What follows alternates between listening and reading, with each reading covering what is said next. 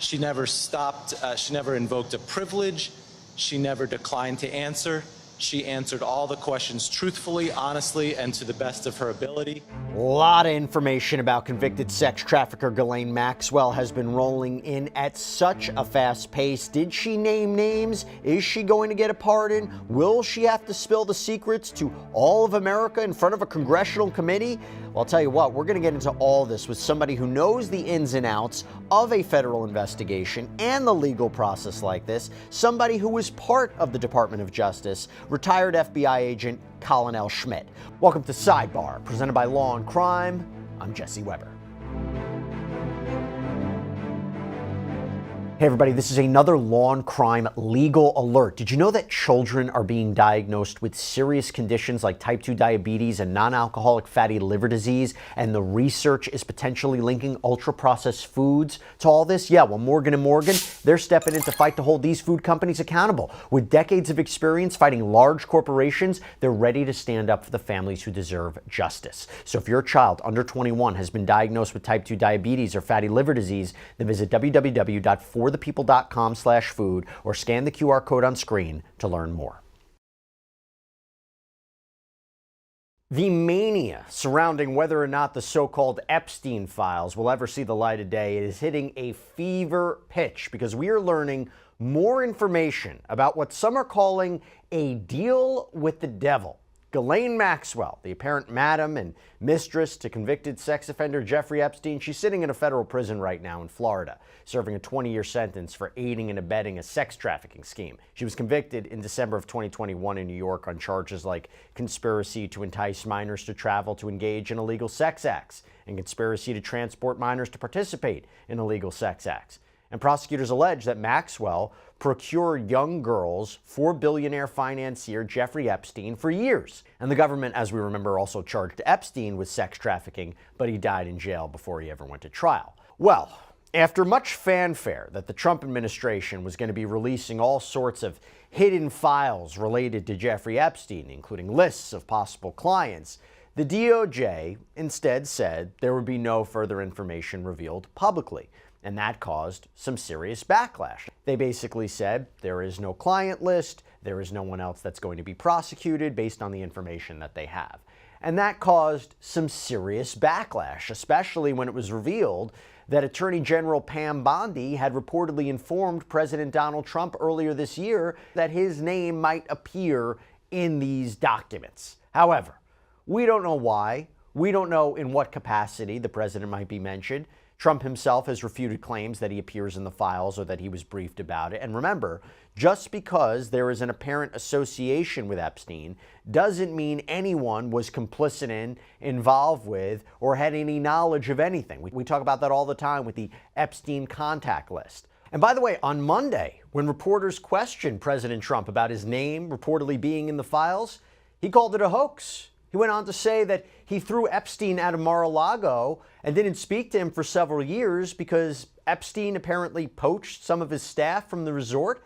He also said, "I never had the privilege of going to his island," seemingly referring to Little St. James Island, where Epstein reportedly abused hundreds of girls.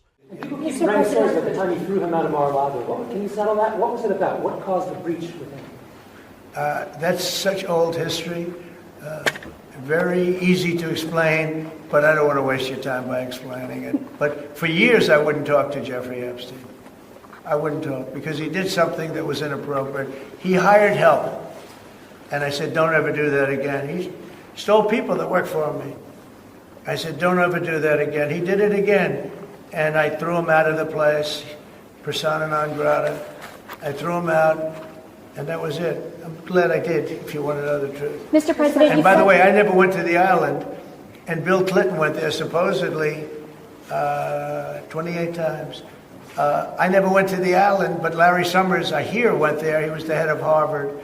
And many other people that are very big people. Nobody ever talks about them. I never had the privilege of going to his island. And I did turn it down, but a lot of people in Palm Beach were invited to his island. In one of my very good moments, I turned it down. I didn't want to go to his island.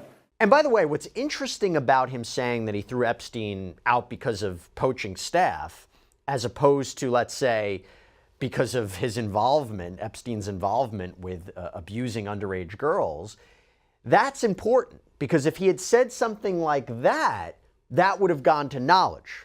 The argument could be that Trump knew what Epstein was up to.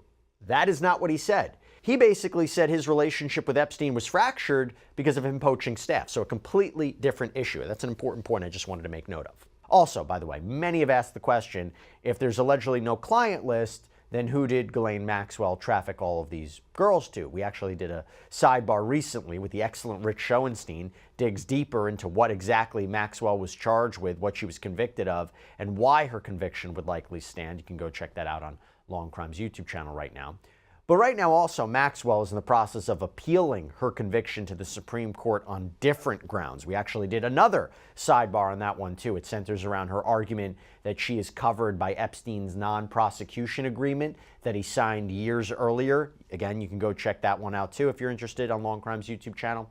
But when the fervor surrounding these latest developments really picked up, she indicated, Ghislaine Maxwell apparently indicated her willingness to help the government out, okay? Thursday, July 24th, it was reported that Department of Justice officials showed up to the federal courthouse in Tallahassee to speak with her and her legal team.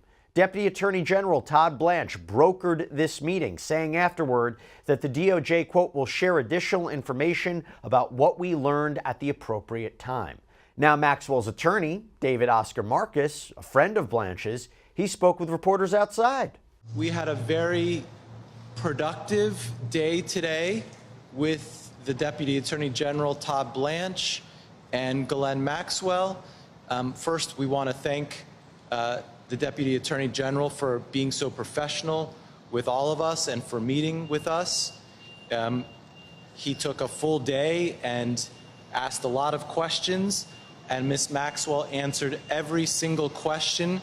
She never stopped, she never invoked a privilege, she never declined to answer. She answered all the questions truthfully, honestly, and to the best of her ability. And that's all the comment we're going to have today about the meeting. Then on Friday, Marcus told reporters, I think Ghislaine did a wonderful job. She literally answered every question. She didn't say, I'm not going to talk about this person. She was asked maybe about 100 different people. She answered questions about everybody, and she didn't hold anything back. And as of Friday, it appeared she was still weighing whether she'll speak with the House Oversight Committee. Earlier in the week, the Congressional Committee subpoenaed her to testify on August 11th due to the, quote, immense public interest and scrutiny. But her lawyer, Marcus, told reporters, Congress has asked her to testify. We have to make a decision about whether she will do that or not. We haven't gotten back to them on whether we'll do that. Okay, so I want to get into these big developments. I want to talk about it. And I want to bring on somebody who knows the inner workings of the Department of Justice. Colin L. Schmitt, former FBI agent, current president and CEO of Chronos Investigations. Colin, thank you so much for taking the time to come back here on Sidebar. Appreciate it. Thank you for having me on. I appreciate it. It has been years since Jeffrey Epstein died in jail, years since Ghislaine Maxwell was convicted and sentenced to 20 years in prison. First of all, are you surprised at the amount of interest that still surrounds this case, or is this something where you say, there's so many unanswered questions, I'm not surprised? Well, I'm not surprised because Donald Trump ran on transparency, and this was a big part of his re-election campaign. And then, but to be fair, he always kind of avoided it, right? He always kind of avoided the Epstein question. It was the people around him, and it was the supporters who really felt that, in the interest of transparency, he was going to be the one to reveal everything. Exactly. Yeah, the hardcore MAGA supporters. This is the proverbial meat for the lion of the MAGA. They want this transparency, and they want to know what really went on, because reportedly Epstein involved a lot of very powerful people in his web of prostitution. I want to talk about these new details that have come out. So first, the entire proceeding is really unusual. It's pretty rare for the Deputy Attorney General to interview a witness, and the prosecutors who took her to trial, arguably the people who would know the most about her case, apparently weren't involved in the meeting. Now, Colin, again, as somebody who's worked within the bureaucracy of the DOJ, what's your reaction to that? Well, generally the process is that after trial, the defendant will try to broker a deal to get a lower sentence between the guilty verdict and the sentencing. So generally speaking, this usually happens right after the trial or right after the trial is completed. Secondly, usually it's the prosecutor that was involved in the case and the FBI agents or whatever federal agency that were involved, and they'll have a sit down with the defendant and their attorney. But in this case, the lead prosecutor was Comey's daughter, who just recently got fired. So that's not going to happen. And then for the deputy attorney general to get involved is exceedingly unusual, because generally he doesn't really have the details or understands the ins and outs of this case. But on the flip side, it appears that he wasn't looking to ask detailed questions about Jeffrey Epstein. He was wanting to hear her side of the story, because she's never had an opportunity to tell her story on exactly what happened. In a minute, I'm going to get to what she possibly said or what they possibly want from her. There's a good theory out there about that. But before, you have to imagine, didn't they try to get information from her, or do you think she potentially offered information before she even went to trial? The big talk was, oh, she's never going to go to trial, or she'll get a reduced sentence because she's going to name names. She's going to name the higher people and the big fish, and that's why she won't, either go to be prosecuted on the charges that she was facing, or she would get some sort of sweetheart deal to testify against others. I have to imagine this isn't the first time she provided information or potentially provided information to the government. I could be 100% wrong, but would I be wrong about that?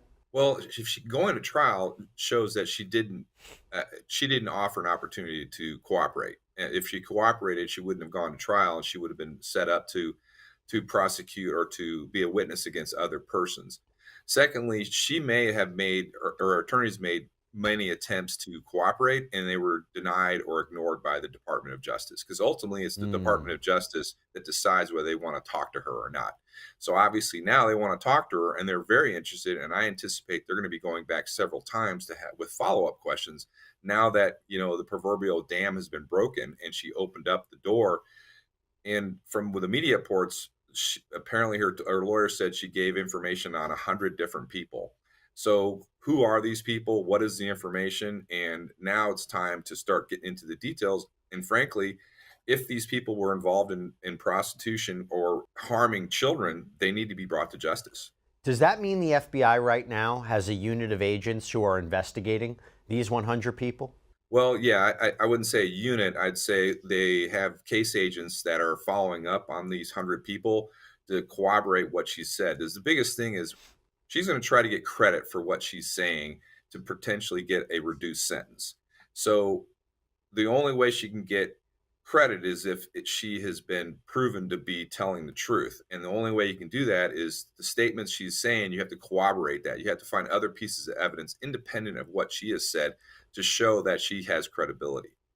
Interesting you say that, credibility. Why do I say that? Because first of all, we don't know if anything Maxwell had to say could lead to a pardon. We do know that Maxwell was given conditional immunity while she did her interviews with the DOJ. And for anybody who doesn't know, when we talk about that kind of protection, conditional immunity, what exactly are we talking about, Colin? Well, it's called limited immunity. In Southern California, or the Central District of California, they call it a Queen for a Day letter. Basically, it's a letter that they sign saying anything they say will not be used against them unless they lie. So they can basically lay out and everybody and anybody, as long as they don't tell lies or intentionally tell a lie. If they tell one lie, then the entire immunity agreement gets thrown out the door. So this is very common, and it's also the term proffer session or proffer agreement. Basically is to talk to somebody who has this information and basically give them an opportunity to tell their side of the story without consequence. Yeah, according to the New York Times, that immunity goes away if they find out she lied during their conversations. Now, her attorney, Mr. Marcus, told reporters Friday that no offers of clemency have been made. And when media members questioned President Donald Trump, he said he hadn't thought about pardoning her, but that he was allowed to do it either way. Okay, Colin. Dan Abrams. Have you heard of him before, Dan Abrams? So Dan Abrams, he said on his SiriusXM show, I was listening to it, that it seems the only thing that the government, really Todd Blanche, wants is for Maxwell to say that President Trump did nothing wrong, right? He wasn't a part of anything. And that's really what they're getting after. I thought that was an interesting take. Do you agree? And if so, if they can get that, if they can get a statement from her that's corroborated, that says the president did absolutely nothing wrong, he had no knowledge of what was going on, is that enough to get a pardon? I don't think he's ever going to pardon her. I mean, the best she can hope for is maybe a commutation where basically she's going to get time served and she's going to hold that felony for the rest of her life. Number one. Number two, I don't think she's going to have any information that's going to show Trump did or didn't do anything. Because frankly, in my opinion is that if he had done something that was untoward or bad, it would have already come out by now.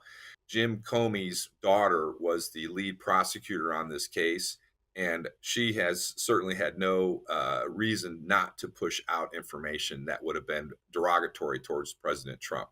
I think bottom line is Mr. Blanche went down there to quell the growing discontent amongst the MAGA crew to find out exactly what's going on. And this isn't going away. This is only going to get worse because the bottom line is there's enough information out there that shows powerful people were on that island and that on that island bad things were happening, that the American people want to know what went on and they want justice for all those victims. I want to talk about comments from House Speaker Mike Johnson. So on Sunday, he said that 20 years actually wasn't long enough for Ghislaine Maxwell, a convicted sex trafficker. He told NBC's Meet the Press, I think 20 years was a pittance. I think she should have a life sentence at least. I mean, think of all these unspeakable crimes. It's hard to put into words how evil this was. She orchestrated it and was a big part of it, at least under the criminal sanction. I think this is an unforgivable thing. Now, Colin, we can't forget that the federal government proved to a jury that Maxwell was a perpetrator in all this. There's no doubt that she had involvement in really heinous crimes, but now she may get this lifeline for people who are allegedly involved in this or involved in a conspiracy, and we don't know if that's true or not. Is that an injustice that we're talking about? Well, it's certainly an injustice because going back to when this thing whole started back in 2006, 2007, and the acting U.S. attorney in Miami, Acosta, basically gave her a pass and gave Epstein a sweetheart deal. Well, interesting about that. The question now is, the legal question is, was she given a pass back in the day? Was she part of the people, the alleged co-conspirators that weren't going to be prosecuted under that non-prosecution agreement? Her attorneys say yes. Prosecutors say no. They make the argument that that non-prosecution agreement didn't cover every single person that was involved with Epstein or allegedly involved with Epstein in any kind of jurisdiction. They wouldn't have been able to grant something that broad. He got protection. It does become a question if she did. Well, and that's where a federal judge back just before that she was indicted on this one did come out and say that it didn't apply. So she's really got a long, it's almost an impossible mountain to climb to get over that agreement or that non-agreement. I mean, but the bottom line, there's a lot of moving parts here, and there's a lot of people who were aware of what was going on back in 06 as well, in 08 when this went down. But then you come to now, and what she is willing to kind of lay the whole thing out and basically tell her side of the story, which has never been heard to my knowledge or anybody else's knowledge. And the fact of the matter is, and the bottom line is, we have thousands of victims out there, or 1,000 victims, which was what was said in the DOJ's own letter.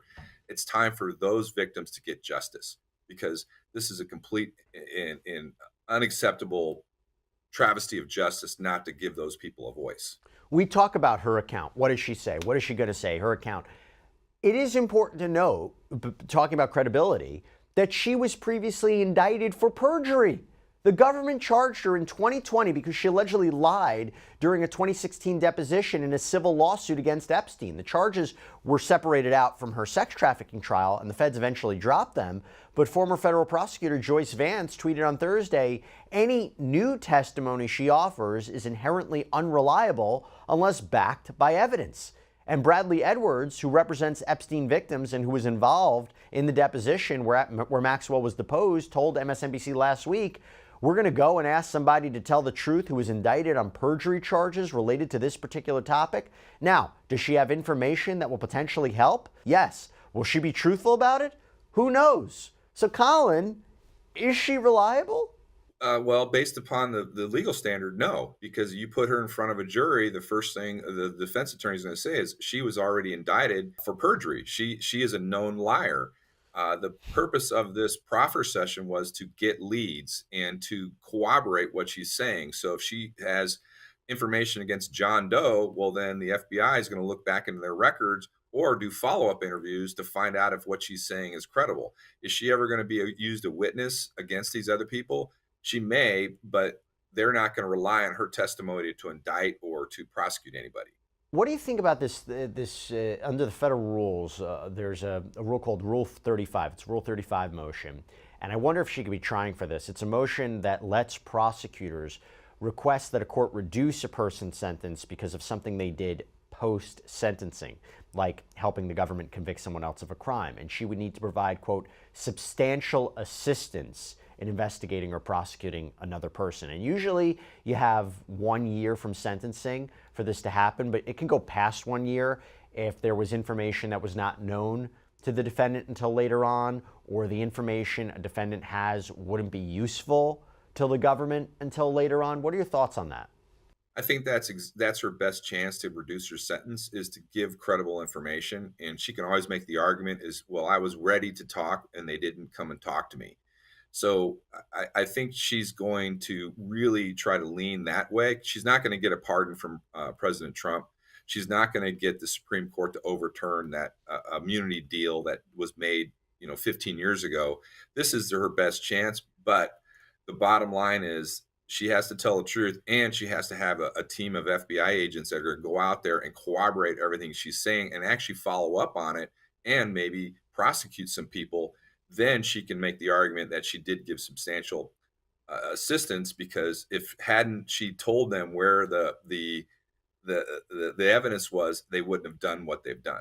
And going back to his Meet the Press interview, House Speaker Johnson also had this to say, quote, I'm going to say this as clearly and plainly and repeatedly as I can over and over. We are for maximum disclosure. We want all transparency. I trust the American people. I and the House Republicans believe that they should have all this information to be able to determine what they will. But we have to protect the innocent, and that's the only safeguard here that we've got to be diligent about, and I'm insistent upon doing so. Now, Colin, that is really key here, because if there are documents that haven't been released or materials that haven't been released publicly that could be, there needs to be careful steps taken to make sure that victim information isn't put on display. And the Trump administration has previously been criticized for publishing documents related to the JFK assassination with really sensitive identifying information left unredacted. So the question becomes, how would agencies like the FBI, like the DOJ, how would they go about making sure that that happens? Well, I think it really comes down to, most likely these victims are now adults, and just go to them and ask their permission. There's been several documentaries on Netflix, for example, where the victims came out and they're giving statements about everything what went down and how it happened. And frankly, some of these victims want their name to be out there so they can become part of the civil lawsuits against the Epstein estate, so they can get paid for what he did to them. So I think to say we're going to protect the victims, yes, that's an absolute priority, but a way around that, so to speak, is just go directly to the victims and say, can we release your name, and would you be willing to go on the record? And videos? I mean, this goes back to a concern that I had during the Diddy case. It's like the videos might be critical pieces of evidence to establish that sexual abuse occurred, but at the same time, putting them out in the public, even if you have an alleged victim who consents to it being released, I'm very concerned about how that video will be obtained, manipulated, used, seen. I'd be concerned about video or video evidence or pictures of some sort. Yeah, that I absolutely agree with. You can't release the videos, because even if you redacted or limited the video, then you're going to get into the same situation you had with the video of him being in the prison cell, where something wasn't released, or it was modified, or there wasn't enough. If you can't give a little bit, or try to blur out people's faces, because frankly, the American public's not going to. It's either all or nothing, unfortunately, with video. So they cannot release the video of these unspeakable acts. And that brings me to a new piece of legislation. And this was introduced in the House of Representatives that would basically require Attorney General Pam Bondi to release anything and everything related to the Epstein investigation. It's called H.R. 4405, or the Epstein Files Transparency Act. And there's also this idea of a discharge petition, which would essentially force a vote on a release. And it's backed by a bipartisan pair of congressmen, California Democrat Ro Khanna and Kentucky Republican Thomas Massie. House Speaker Johnson called out the bill as being reckless, saying that when Congress returns in September from its August recess, the legislation will likely be stopped in its tracks because of issues with the language in it. He claims that the bill doesn't adequately protect victims, but Representatives Massie and Khanna have both insisted that the bill is written in such a way that Epstein victims will have their privacy protected and no child pornography will be released. Colin, is this a good idea? Well, I mean, I'm all for transparency, especially with the government. And I think the intent of Massie and Ro Khanna isn't necessarily to get the information out. They want to get everybody on the record to vote a yay or nay for this, to show the American people who's for it, who's not. I haven't read the language that's in the bill, but I believe eventually there'll be some sort of bill put on the floor to force everybody to decide whether they're for this or against this. Okay, final question about this. They came out with this statement and they said there's no client list, right? Okay. They said there's really no one else to prosecute based on the information that they have. If that should change in the next month, 6 months, year, how do they reconcile that? They reconcile it all the time. Basically, it came out a letter that was, I think we talked about it on this show, that was contradictory. They said he had 1,000 victims, but they said there's nobody to prosecute. Now they can say, well, she gave us new information and now we have some people to go after.